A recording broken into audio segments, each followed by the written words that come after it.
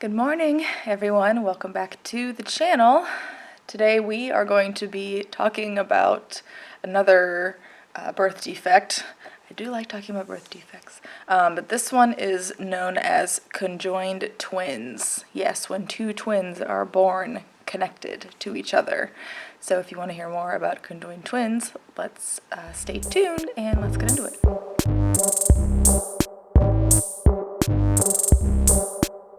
So a twin becomes conjoined with its other twin when the zygote doesn't fully split. So twins are from a monozygotic, one single embryo, and they don't fully split into the twin parts. So whatever part did not fully split is then connected.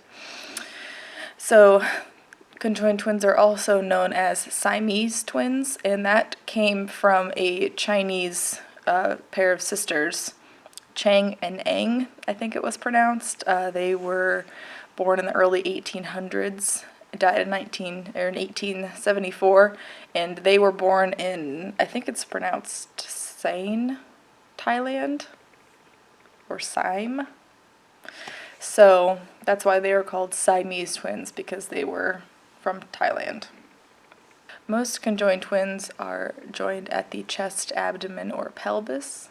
Although many don't survive too long after birth because of where they're conjoined or what organs are connected or what organs aren't fully formed. Some do. Some do survive. A lot of medical advances have been able to save more twins, like surgeries and medicine and just being able to see what is even connected and not connected with radiology. There's many different names for the different sites where you're connected. I'm going to warn you, all the words sound completely made up. They just are really strange. So the first one would be the chest, and that is called Thoracopagus. Most commonly in the chest connection, they do share a heart, which is obviously a big strain on that poor little singular little tiny heart that's in there. So they can have circulation and cardiac issues later. The abdomen is Cephalopagus. So that does not include the heart, but it can include other organs. If they're connected to the base of the spine, like lower back, that is Pygopagus. So these are hard to pronounce. Pygopagus, base of the spine. If they're connected the whole length of the spine, this one is quite rare, that would be Pachypagus. It sounds like I'm making this up. I swear I'm not making these up. Okay, two more. Pelvis is Ischiopagus. They can share two legs, or they may have three legs that they share. The trunk, which I guess would be more of like a side conjoining, that is Parapagus. So they could have anywhere from 2 to 4 arms, and they could have anywhere from 2 to 3 legs, just depending on the split. Forgot two more. My pen color changed. Okay, so if they're conjoined at the head, that is a Craniopagus. These ones usually have a separated brain, but sometimes they can share small parts of the brain depending. Those ones don't usually survive because of the location, depending.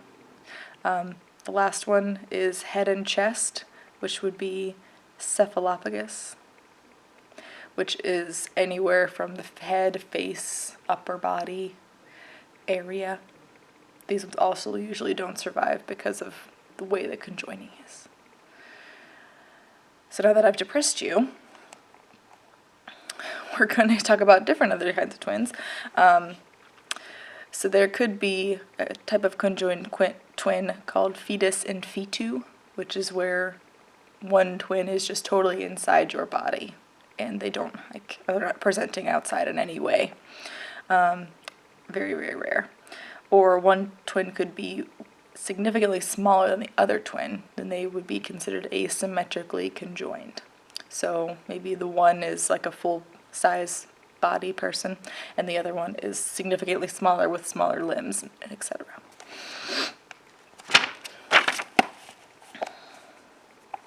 So what causes conjoined twins? 8 to 12 days after conception, yes, after conception, very early in the pregnancy, is when the embryo starts to develop its layers that will later come into becoming organs. If the split is 13 to 15 days after conception, it may not fully split. So then the two embryos will fuse if it splits too late. Not really sure what causes it to split late. There's really not a lot of evidence to go along with any risk factors or any known causes. That's just what they kind of have developed from research. So naturally, the mother is going to have a C-section. You cannot push out 2 babies at one time. I am sorry. As I said earlier, often a lot of them do pass away after birth, or they could maybe have been deceased already and then it's a stillbirth. But it depends on the location of the conjoining, of the fusion, and what organs are involved if they survive. So, as the title shows, I'm going to be comparing the conjoined twins from American Horror Story to the conjoined twins of which they are based. And so I will first talk about the American Horror Story ones. That was Bet and Dot, and they were, from my understanding, perhaps that they were parapagusly joined at the trunk, because they had 2 legs, 2 arms, and 2 heads, and that was it. They are very symmetrically joined, which is pleasing to look at, how symmetrical they are. So they were very opposite as far as personalities and dreams and aspirations and all that. One was very much a dreamer and very outgoing. The other one was more of a realist, more of a introvert. They claimed to be able to communicate through thoughts. I don't have a conjoined twin, but if that's true and the conjoined twin community is not telling us, I'm going to be disappointed. I don't really think that that's real, but it would be really cool if it was. So this little couple here was based on Daisy and Violet Hilton. They were born February 5th of 1908, and they passed away January 4th, 1969. So they were joined at the hip lower spine area. So if I had to make an educated guess, it would be the base of the spine, which is Thoracopagus, in case you forgot. If you see in pictures, it kind of looks like they're just standing really close to each other. They have 4 legs, they have 4 arms. Nothing was conjoined as far as organs. It really just looks like they are just standing back to back all the time. And they tended to dress them that way. I don't know if it was for a purpose or if it was just because they didn't want people to think that they were conjoined. It was a weird time in the early 1900s. So they shared a circulatory system. Their pelvis was fused together, but it didn't negatively affect them in any way, since they both had 2 hearts. So that works. Thankfully, they're the same blood type, because that would not work out. So their mother was an unwed barmaid. And if you know anything about early 1900s America, that's probably the lowest of the low you could possibly be, an unwed barmaid. So she ended up giving away her children to her boss, and that woman's name was Mary Hilton, which is where the name Hilton comes from. She was probably afraid of the ridicule, being how she'd be treated, who's going to watch her kids while she tries to go to work, because they didn't have adequate childcare available in the early 1900s. She would have been an outcast of her community, so she thought she was doing what was best for her babies, and she got rid of them. In hindsight, not great. but how would she have known that? So the children were eventually put on display in a bar, the Queen's Arms pub to be exact. I don't really condone that, but Mary saw her children as a money-making opportunity, so she would just charge admission and let people look at these two conjoined twins. 1900s were a weird time. She was very strict, very abusive, very regimented. She did not really treat them very well. By age 3, they were traveling all across the world, doing tours, exhibitions, blah, blah, blah. Did they necessarily get any of the money? They were only 3, so what are they going to do with it? I hope that it went to feeding them and clothing them, but I would say it probably didn't. They came to the United States at the age of 8. I should say they were born in England. I forgot that. Yes, they were born in England. They came to the United States at the age of 8. Their handlers kept all of their money. They never really saw any of it, although there's not much for an 8-year-old to buy in the early 1900s, like candy, maybe. So when they were in Alabama, their adoptive mother, I guess you could call that her, she passed away. So the girls were left to her daughter and her daughter's husband, Edith and Meyer Myers. Yes, his name is Meyer Myers. Who says early 1900s don't have a sense of humor? And he was a balloon salesman.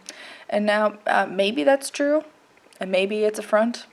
Allegedly, I don't know that, but who makes a lucrative living selling balloons? They were also very, very strict and abusive and regimented, and they did not really treat the girls all that well.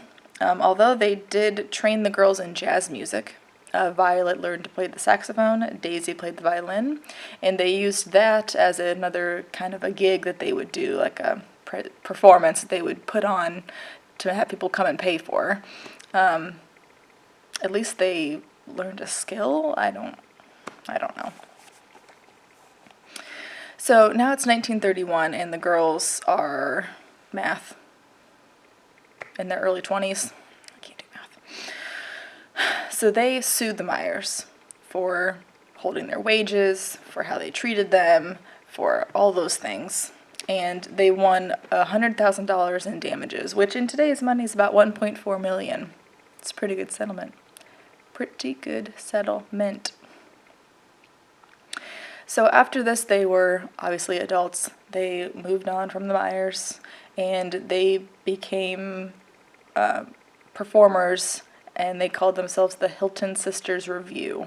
They wanted to differentiate themselves from each other, as I assume maybe most identical twins would want to do, because they're their own person. So Daisy dyed her hair blonde, and they did burlesque and things like that, which was very empowering for them, I'm sure. So the girls both ended up getting married at some point, although they were not actual marriages, and I'll explain that here in a second. But they were performing, traveling, doing their thing. They met all these famous people. Violet attempted to marry a man known as Maurice Lambert. They applied for licenses in 21 of the 50 states of the United States, and they were denied at all of them. I assume it was because they were conjoined, and it was like if you're marrying one, you kind of have to marry the other. I don't know. And how did sex work? How did they have sex? I don't know that either. It was not in the Wikipedia page that I found about them. So they ended up moving on from each other. Star-crossed lovers, never able to marry. But later, in 1936, Violet did end up marrying somebody. I don't know what changed. This man was James Moore. He was a gay actor. So this was clearly a publicity stunt because the man was gay. I'm sorry, Violet. I assume she knew. I don't know. But technically they were married for 10 years on paper, although they never actually lived together. I don't know if they consummated their marriage. It was also not in the Wikipedia page about it. So after the 10 years, they eventually dissolved their thing. But technically, they were married for 10 years. Daisy married a man named Harold Estep, and he went by Buddy Sawyer, and he was a dancer. And he was also, subsequently, gay.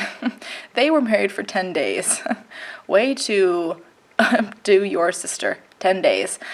So that was another kind of a fluky, get my name in the paper type of a stunt. I don't know if these men were outwardly gay, because it was the 1930s.